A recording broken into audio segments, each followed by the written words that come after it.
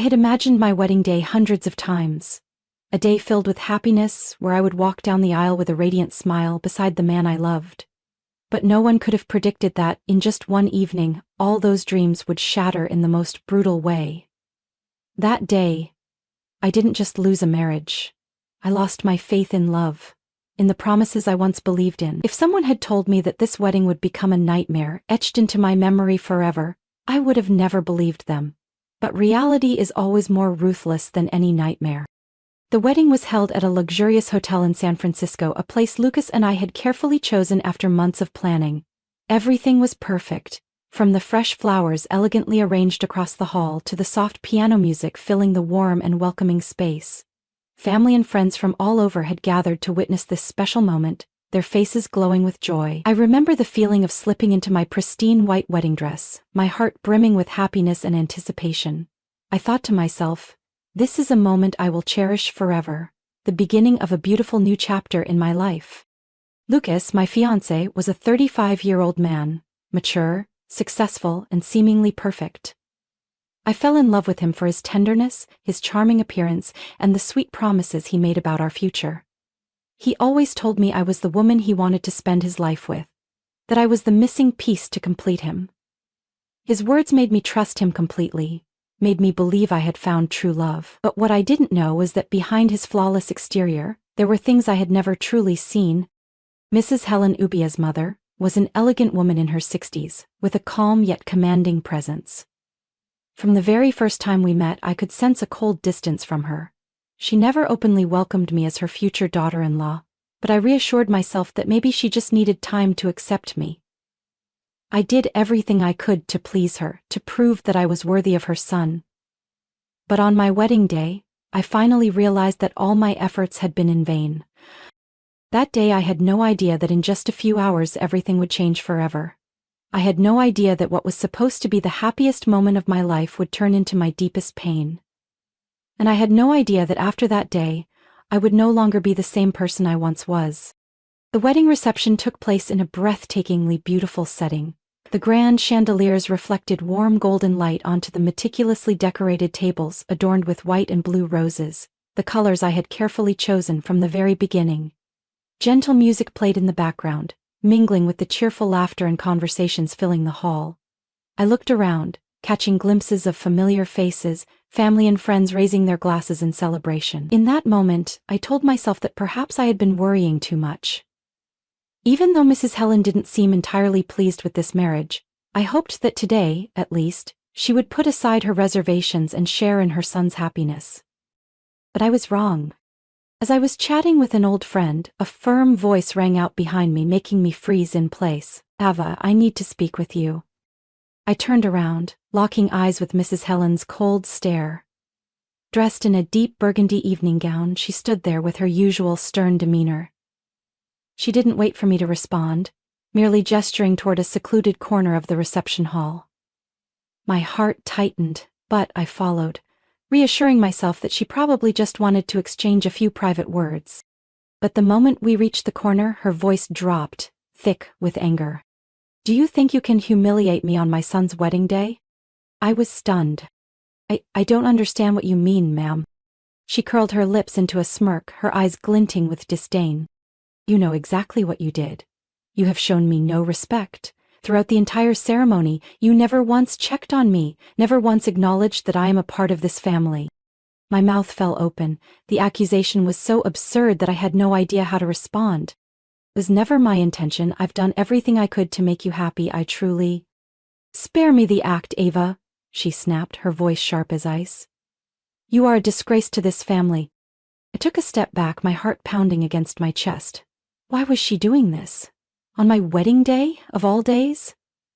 I glanced around the room, hoping to spot Lucas, praying that he would come over and help me clear up whatever misunderstanding this was. And then, as if my prayers had been answered, Lucas appeared. He stepped closer, his gaze shifting between his mother and me. "What's going on here?"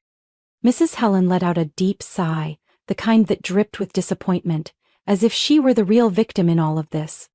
"Lucas, sweetheart, Ava has been incredibly disrespectful to me all evening. I have tried to be patient, but she has shown no regard for my feelings or anyone else in the family. I widened my eyes looking at Lucas, silently pleading for him to defend me. But his expression slowly shifted. No longer the warm, reassuring look I was used to, but one filled with doubt and irritation. Ava, is this true? My throat tightened. Lucas, you know I would never do that. This is a misunderstanding. He crossed his arms, his eyes darkening. I can't believe this. You really embarrassed my mother on our wedding day? I froze. This wasn't the man I had fallen in love with. This wasn't the man who had promised to protect me, who had once told me I was his whole world. I wanted to scream at him, to shake him out of whatever spell he was under. But before I could say another word, his voice cut through the air, colder than ever.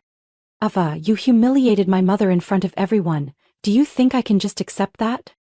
Everything happened too fast. I barely registered the rush of air before a sharp sound echoed through the room. Silence fell instantly. I stood there, stunned. My cheek burned, but the pain was nothing compared to the numbness spreading through my chest. Lucas had just slapped me. Right in front of everyone. No one spoke, no one moved. I could feel their eyes on me. Pity, shocked, horrified, but no one stepped in. There was only silence, suffocating me in my deepest humiliation. I turned to Lucas, searching his face for something, remorse, sympathy, anything. But all I saw was cold, unrelenting anger. You don't deserve to be my wife, he spat, loud enough for everyone to hear. You are a disgrace. I heard someone gasp, someone whispering in the crowd, but I didn't care anymore. Because in that moment, I finally understood. That slap wasn't just a moment of rage. It was a warning of something far worse, a sign that I had just stepped into a relationship beyond saving. And if I didn't leave soon, I would lose myself completely. But I didn't yet know that this slap was only the beginning of a nightmare far worse than I could have imagined. I sat in my empty apartment, the dim glow of the streetlights casting pale shadows across the walls. After Lucas's slap and the humiliation of my wedding day, I had walked out of that reception without looking back. I left behind the extravagant wedding gown, the whispers of the guests, and the man I had once believed would protect me. In the days that followed, I felt like I was drifting in a fog. I didn't eat, didn't sleep. I just lay there, replaying the moment over and over in my head. Lucas, the man I had loved, had humiliated me in front of hundreds of people, with the silent approval of his mother. But as the pain began to dull, I came to a realization. If I didn't stand up for myself, I would remain a victim in this story, and that was something I refused to accept. I needed proof. I needed to expose the true nature of Lucas and his mother, not just to reclaim my dignity, but to ensure they could no longer manipulate and hurt others. But I couldn't do it alone. I turned to Robert Hayes, a well-known private investigator specializing in financial fraud and domestic abuse cases. Our first meeting took place in a small cafe, where I sat with a cup of cold tea, my fingers gripping the mug as if it were the only thing holding me together. Robert Hayes, a man in his early 40s with graying hair and sharp, perceptive eyes, listened to my story without interruption. When I finished, he slowly set his notebook down on the table and looked at me. "Ms. Ava, are you ready to see this through to the end?" I took a deep breath, forcing my voice to stay steady. "I don't have a choice." And so our plan began.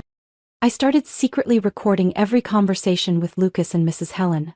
I hid a small recording device in my handbag, quietly capturing every insult, every moment of manipulation and degradation.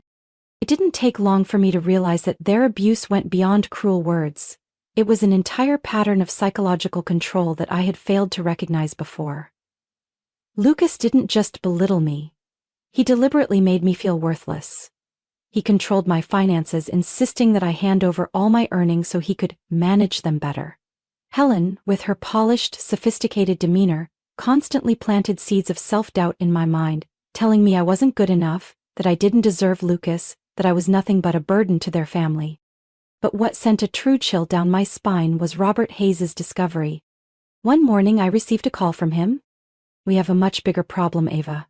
Robert's voice was low, serious.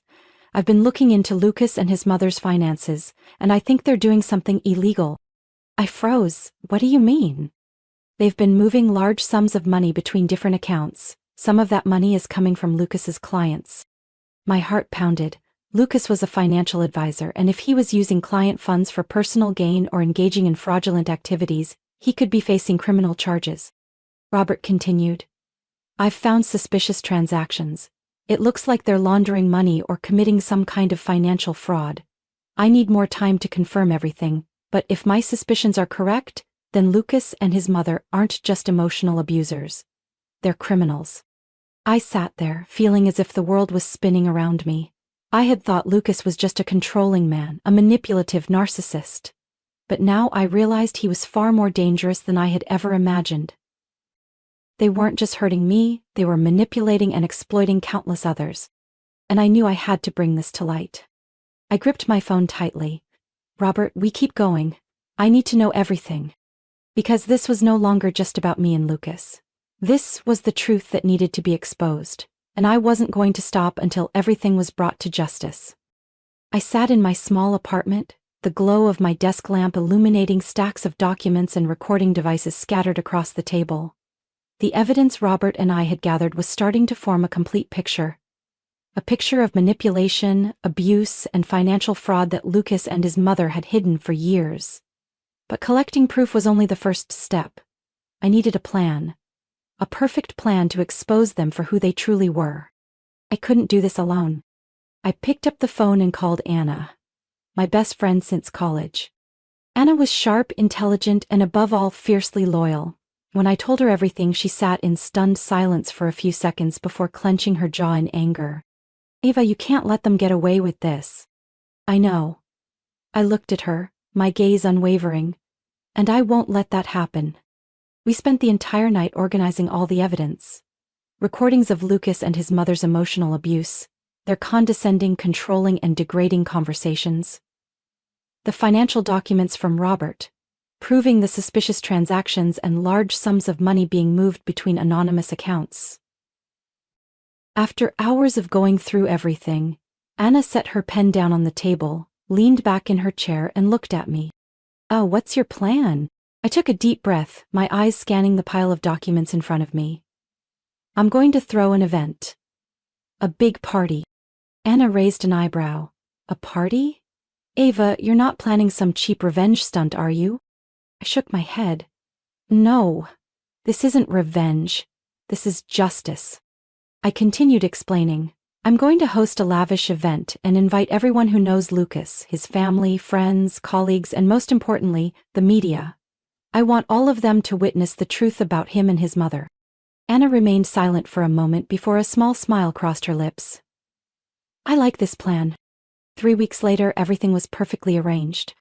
The party was set to take place at an upscale restaurant in the heart of the city. I sent out invitations to everyone in Lucas's circle. His friends, business associates, even his family. I also reached out to several journalists from major financial publications to ensure this event would not be easily buried. Lucas, of course, had no idea what was coming. When he received the invitation, he only sent a short, smug text. Finally ready to make amends? Good. At least you have some dignity left. I read his message and felt nothing. No anger, no pain. Just anticipation. The night before the event, Anna stood beside me, her expression tinged with concern. Are you sure you want to do this? I looked at her, feeling an unfamiliar sense of calm settle within me. I've never been more sure of anything in my life. Tomorrow, everything would be exposed. The party unfolded exactly as planned. The upscale restaurant in the heart of the city shimmered under the warm glow of chandeliers, with pristine white tablecloths draped over neatly arranged tables. Guests filled the venue, family, friends, and business associates of Lucas, all gathered in anticipation. The media was also present, with journalists from major financial publications mingling among the crowd, taking notes and engaging in quiet conversations with the attendees. I wore an elegant black evening gown, my hair swept into a sleek bun, and stepped into the center of the room with unwavering confidence. Tonight I was no longer the humiliated woman from my wedding day. Tonight, I was the one who held the truth. Lucas and Mrs. Helen arrived right on time, just as I had expected. Lucas, dressed in a sharp black suit, wore his usual smug smile, striding into the room as if this event was meant to celebrate him. Mrs. Helen clutched his arm, radiating the same air of superiority, convinced that tonight would be yet another display of their wealth and influence. They had no idea they were about to fall from grace. The event began like any other grand gathering: soft murmurs of conversation, bursts of laughter, the clinking of glasses toasting in the air. I played the role of the perfect hostess, greeting guests, exchanging pleasantries with journalists, before finally stepping onto the stage, microphone in hand, commanding the attention of the entire room. "Thank you all for being here tonight," I began, my voice calm but firm. "This event is not just a celebration, it is a reminder of the truth." A ripple of whispers spread through the crowd. I caught Lucas furrowing his brows, glancing at his mother. Mrs. Helen remained poised, but I noticed her fingers tightening around the stem of her wineglass. I continued. "I once believed in a beautiful love. I once believed Lucas was the perfect man, and that his family was a model of respectability. But tonight, I will show you who they truly are." With the press of a button on the remote in my hand, I turned my gaze to the large screen behind me. The lights dimmed, and the video began to play. The first thing to echo through the room was a voice recording. Lucas's voice rang out, cold and full of disdain. "Love? Do you even know what love is? You're lucky to be here. You should be grateful that I've tolerated you for this long." Another recording followed. "Mom was right. You don't deserve to be my wife." Then came Mrs. Helen's voice. "A woman like her is no loss. You can find someone else, someone who knows how to listen." The room fell into a deafening silence. The murmurs from earlier had vanished, replaced by stunned expressions and even outrage. A few guests covered their mouths in shock, unable to believe what they had just heard. But I didn't stop there. The screen shifted to a series of financial documents. Suspicious transactions, irregular figures, undeniable proof that Lucas and his mother had embezzled money from their clients. I turned to the crowd. Lucas is not just an abuser. He is a fraud. Along with his mother, they have stolen from their clients, using their money for personal gain, manipulating and deceiving those who trusted them. Lucas shot up from his seat, his face drained of color, but he tried to keep his composure. "Turn this off now," he shouted, but no one in the room was listening to him anymore. Mrs. Helen stood up as well, her voice sharp with anger. "What do you think you're doing, Ava?" I met her gaze, unwavering. "I'm showing everyone the truth." Journalists had already begun taking notes, and some had raised their cameras to record the entire scene. Lucas tried to speak, but his desperate attempts to explain were drowned out by the furious whispers and murmurs of the crowd. The reputation that Lucas and his mother had built for years crumbled before their very eyes. I placed the microphone down and stepped off the stage as Lucas and Mrs. Helen struggled to withstand the storm of outrage crashing down on them. But there was no escape. Tonight, the truth had come to light, and I, the woman who was once their victim, had taken back control of my life. In the days following the event, the backlash spread like wildfire.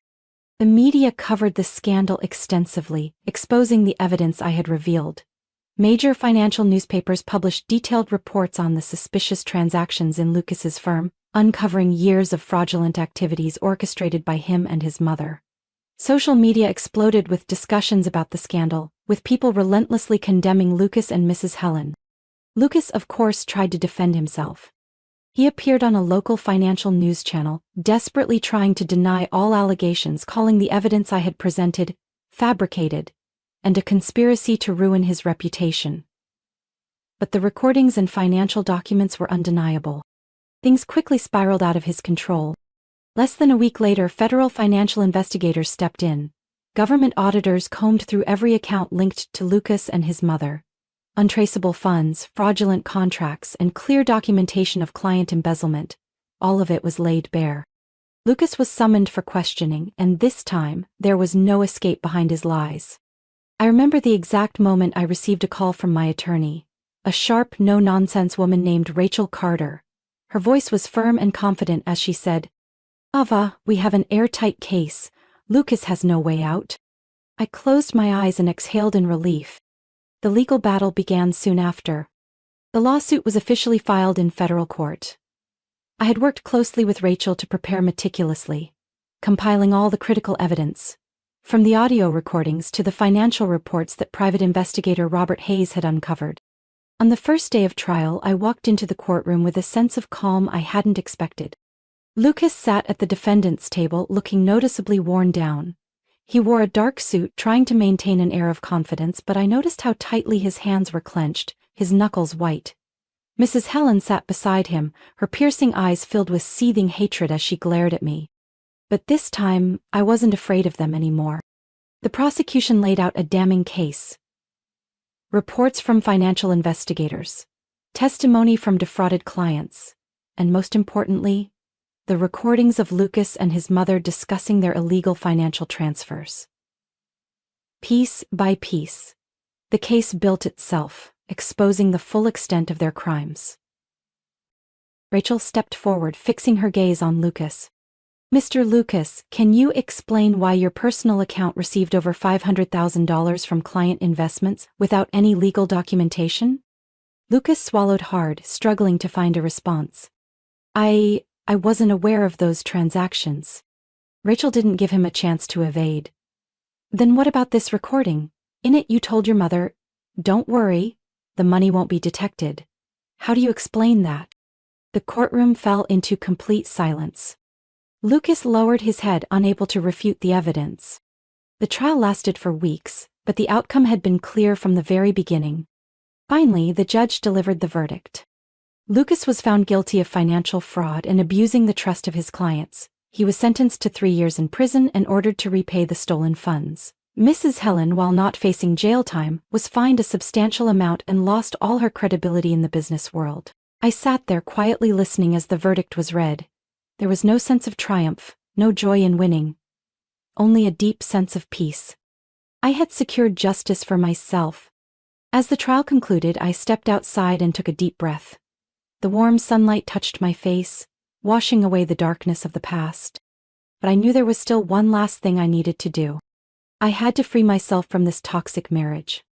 A week after the trial, I sat in my lawyer's office, silently signing the divorce papers.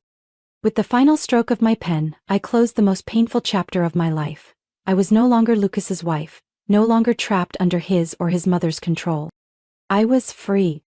I left the city that had witnessed my darkest days and moved to a quiet suburb near Austin, Texas. My new home wasn't large, but it was cozy. A small wooden house nestled among lush green trees, far from the noise and chaos of the city. From my porch I could see rolling hills stretching out to the horizon, where the sunset painted the sky in brilliant shades of orange every evening.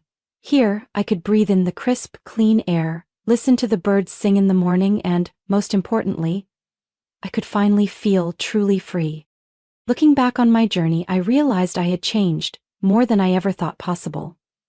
I was no longer the fragile girl who was easily manipulated by Lucas and his mother's toxic words. I was no longer afraid or doubtful of myself. I had stood up, exposed those who had hurt me, and most importantly, I had taken back control of my life. Anna had been a tremendous support throughout this entire journey. She visited me during my first week after moving, bringing a bottle of wine and her bright, familiar smile. We sat on the porch, sipping our drinks, quietly soaking in the peaceful surroundings. "You did it, Ava," Anna said, her eyes filled with pride. "You fought until the end and took everything back." I smiled softly, gazing at the swirling wine in my glass. "I couldn't have done it without you and Robert Hayes." Anna shook her head. "We only helped you gather the evidence."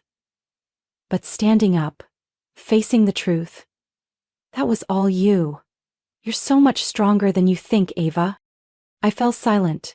The memories of the trial, the courtroom, the stunned and defeated expressions on Lucas and Mrs. Helen's faces as they were exposed. It all played vividly in my mind.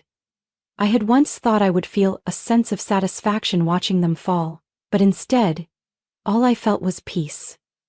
I never needed revenge. I only needed justice. And I had won that. After leaving Austin, I decided that I wouldn't just move on from my past, I would use it as fuel to help other women who had been trapped in the same kind of toxic relationships. I reached out to a nonprofit organization that supports victims of domestic abuse and psychological manipulation. I started attending counseling sessions, sharing my story with women struggling to break free from their own toxic situations. I saw myself in them, the sadness in their eyes, the weight of fear and self-doubt on their shoulders. And I told them, if I could do it, so can you. Robert Hayes also contacted me after the trial had ended. What's next for you, Ava? He asked over the phone. I took a deep breath, looking out at the endless blue sky beyond my window. Living a life that truly belongs to me. Because after everything, I hadn't just survived the pain. I had turned it into my strength to fight back. My story wasn't just about seeking justice for myself. It was proof that even in the darkest times, we have the power to rise and reclaim our lives. I was once a victim, but now I am myself, strong, independent, and free. Ava's story is not just a journey of overcoming pain, but a testament to the power of resilience and courage. In life, many people find themselves trapped in toxic relationships, controlled and hurt, yet too afraid to speak out. But Ava chose to fight, not only to reclaim justice for herself, but to expose the truth and protect others who might become the next victims. She refused to let her past define her, and instead turned it into the driving force to build a new life, one of freedom and strength, like never before. Ava's story is an emotional journey of betrayal, justice, and rebirth. What do you think about her decision? If you were in her shoes, what would you do? Share your thoughts in the comments and don't forget to follow the channel for more compelling stories about life and family.